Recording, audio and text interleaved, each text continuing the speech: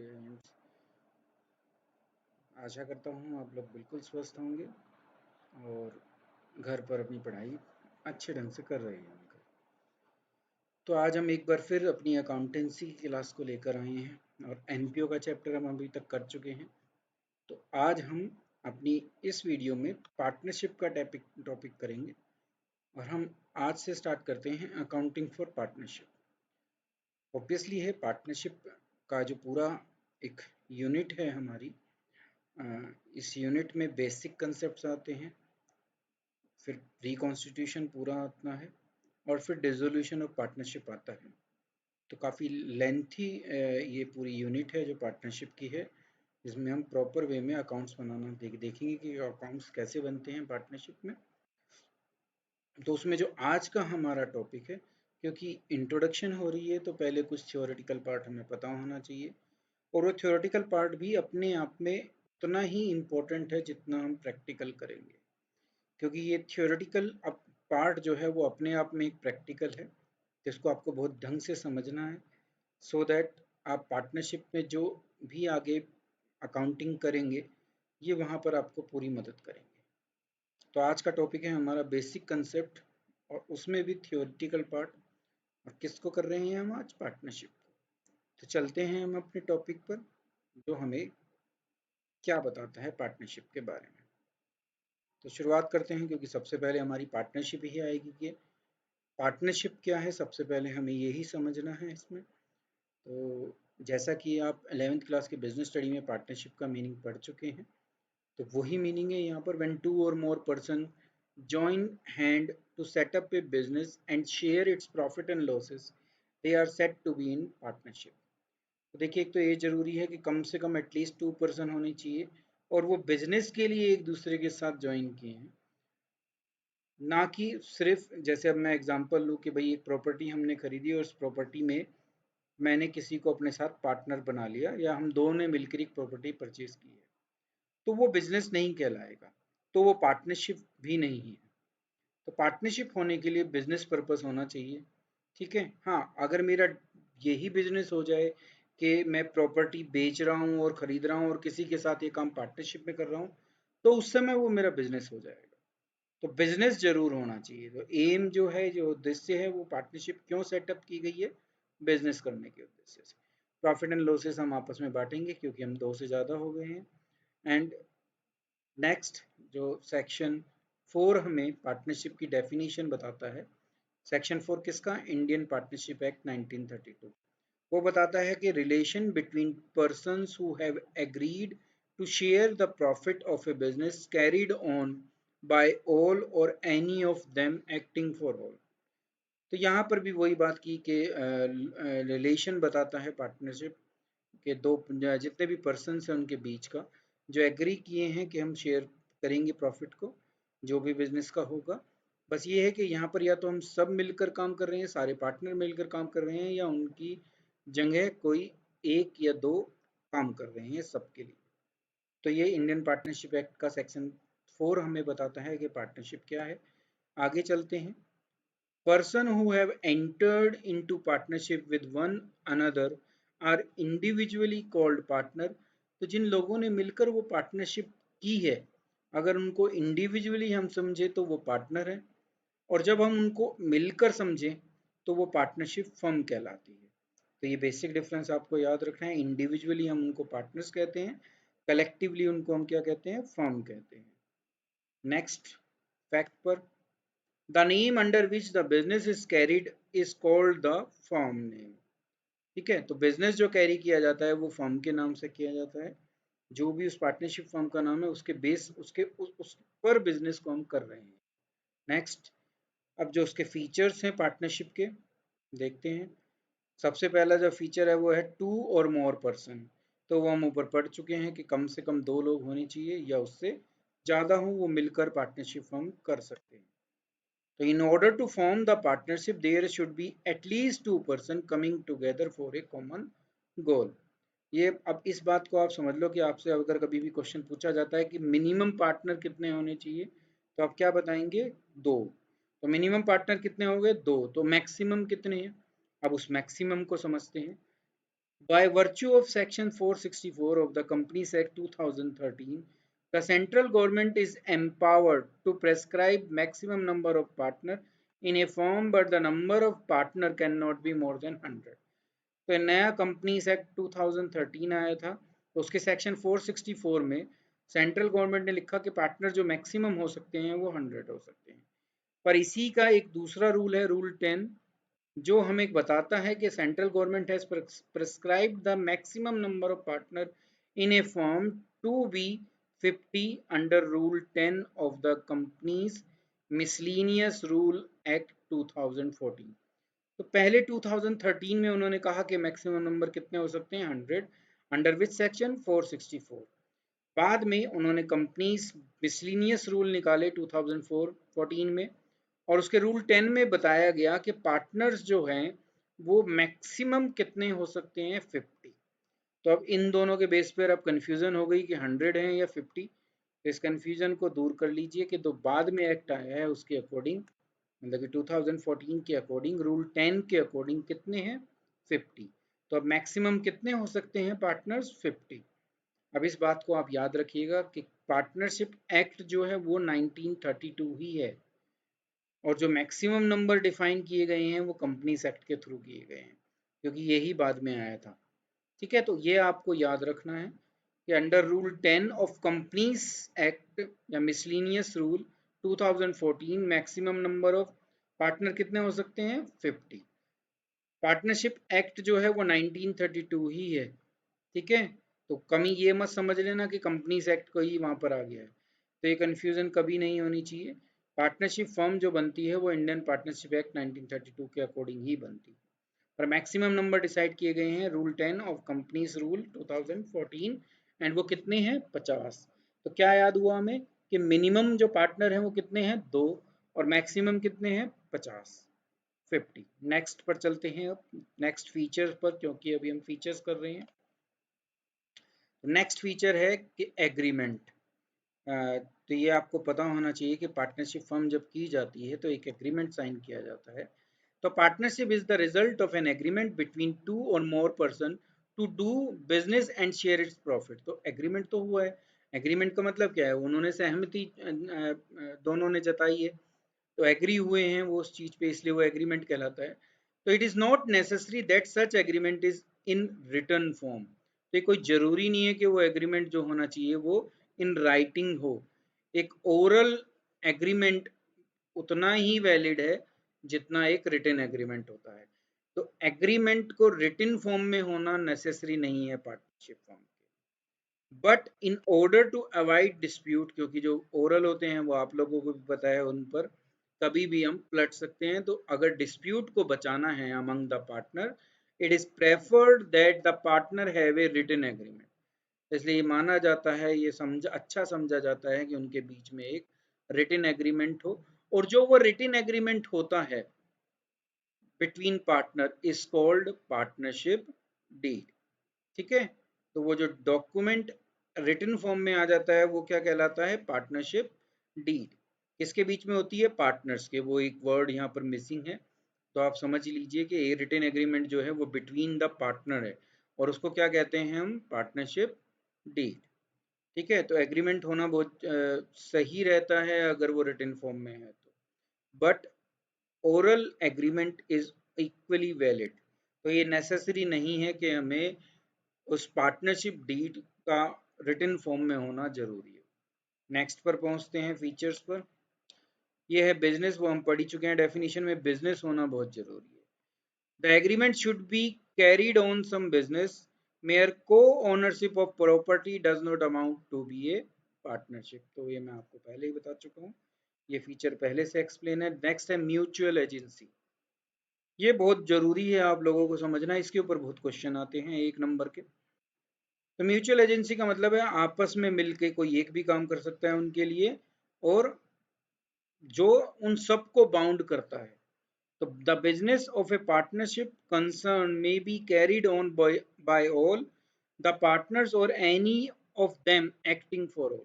सारे मिलकर भी काम कर सकते हैं और उनकी जगह कोई एक भी उस काम को संभाल सकता है, तो इसको कहा जाता है म्यूचुअल एजेंसी।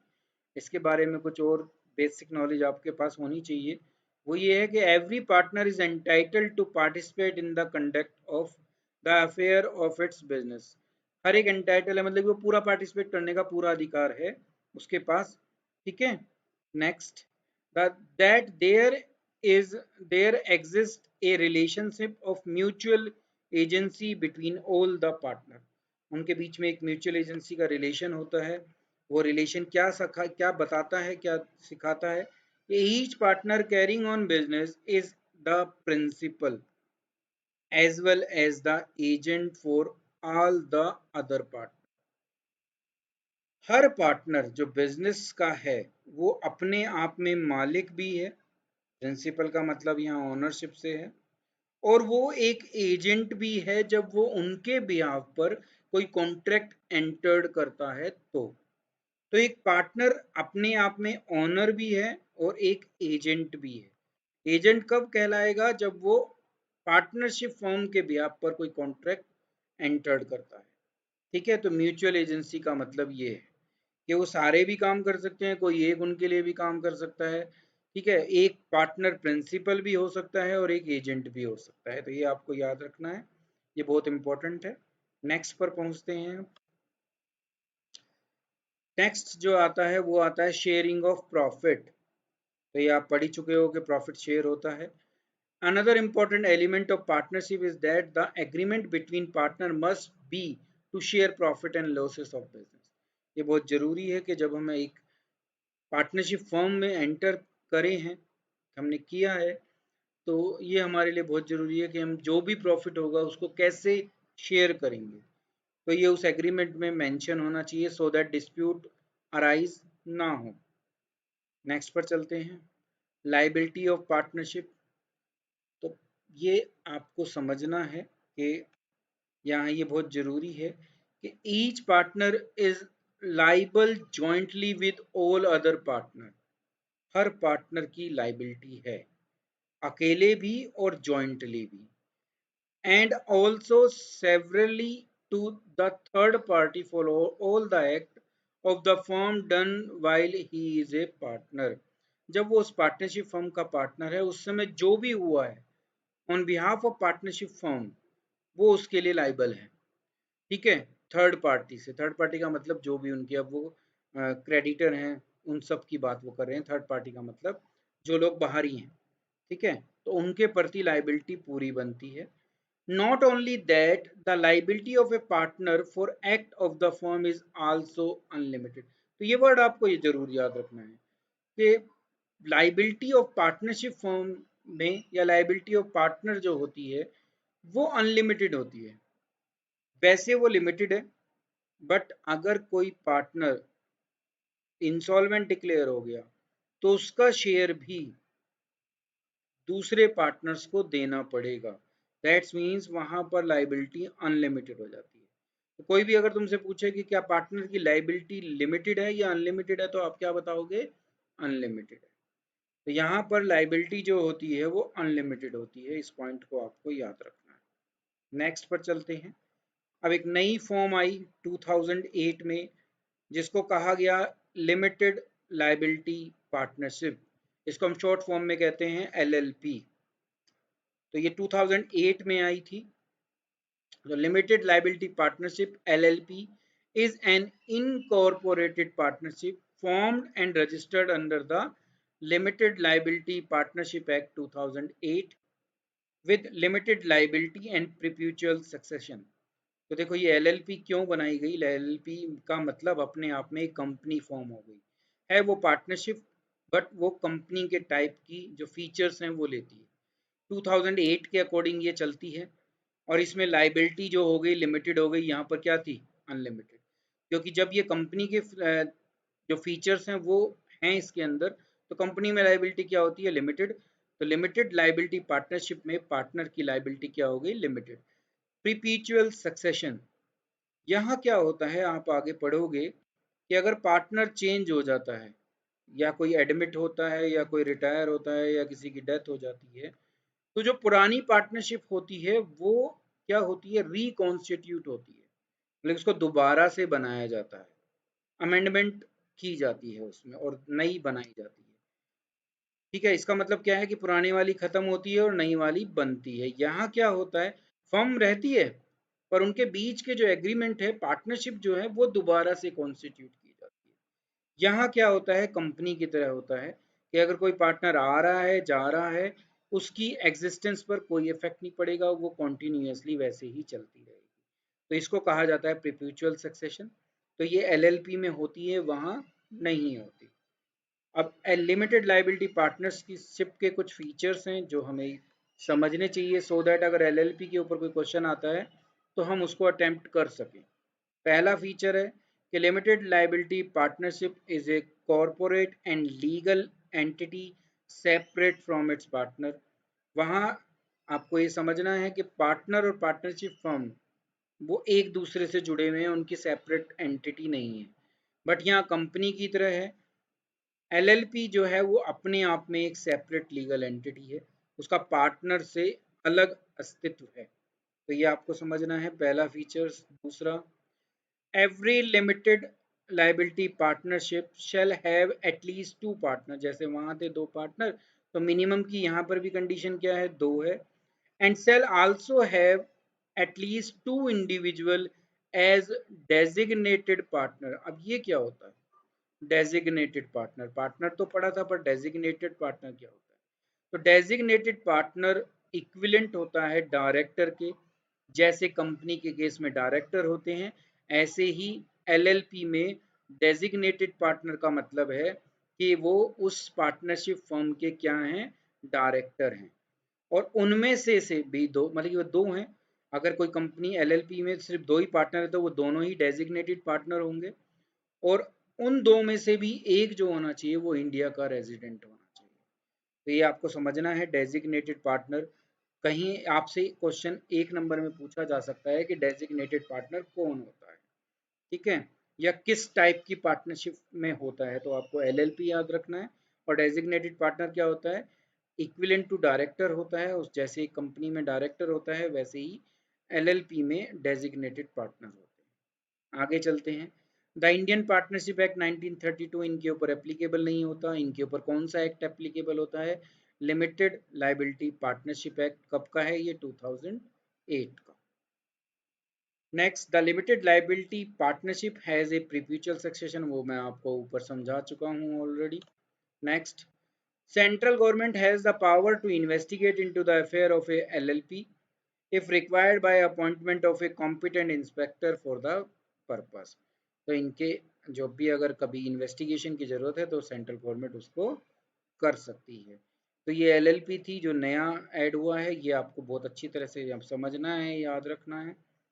अब हम आगे चलते हैं कि अकाउंटिंग जब हम करते हैं तो हमें क्या कुछ चीज़ें याद रखनी चाहिए जब हम पार्टनरशिप में अकाउंटिंग को करें। तो शुरुआत पार्टनरशिप डीड से करते हैं कि जो भी हमें पीछे पढ़ा था, एक रिटन एग्रीमेंट है।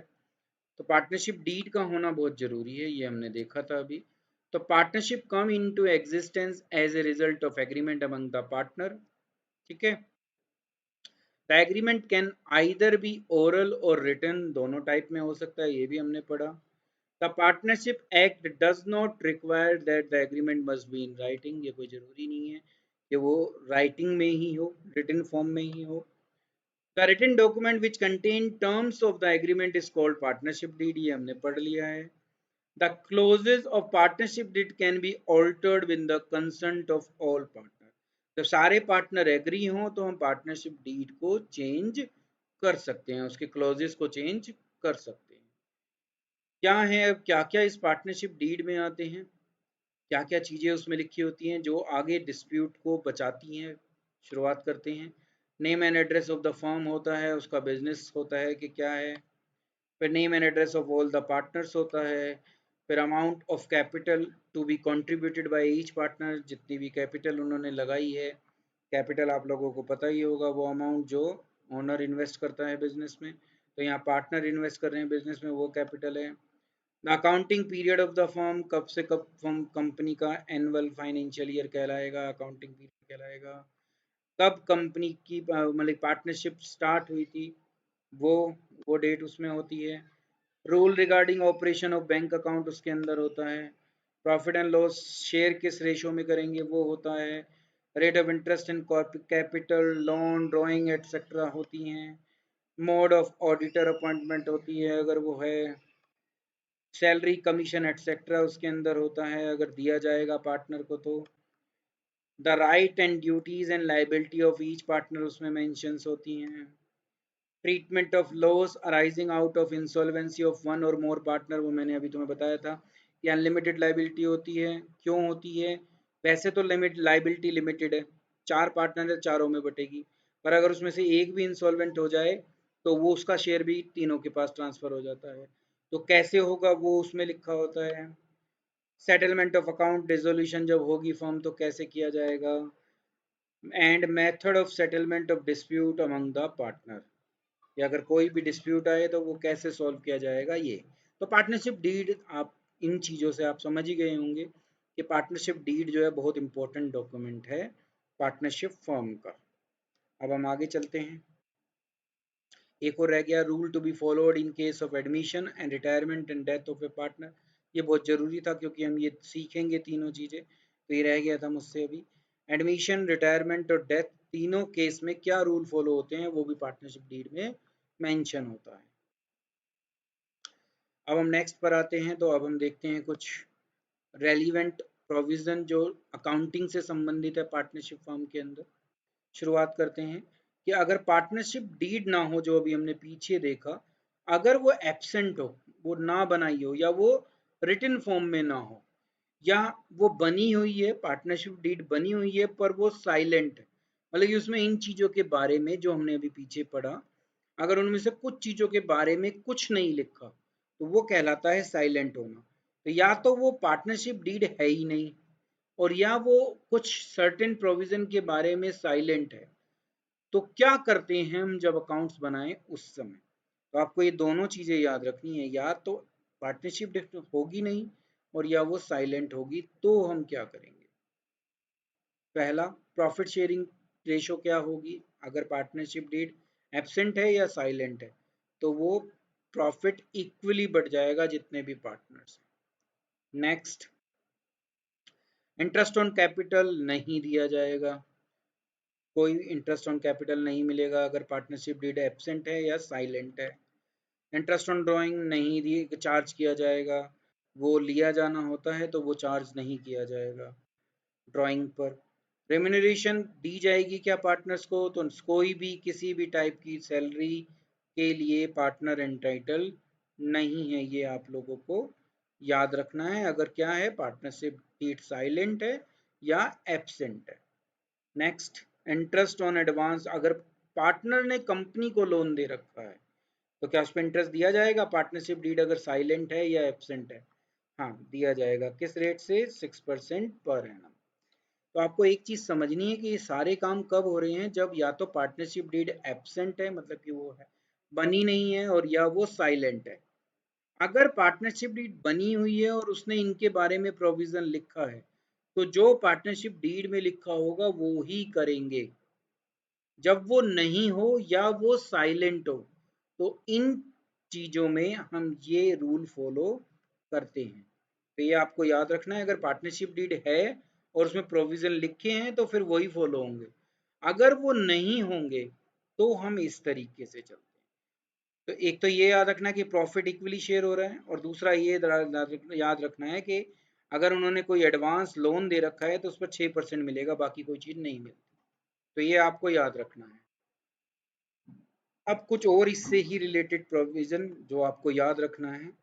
If a partner derive any profit for him और herself from any transaction of the firm और from the use of the property और business connection of the firm और the firm name, he shall account for the profit and pay it to the firm.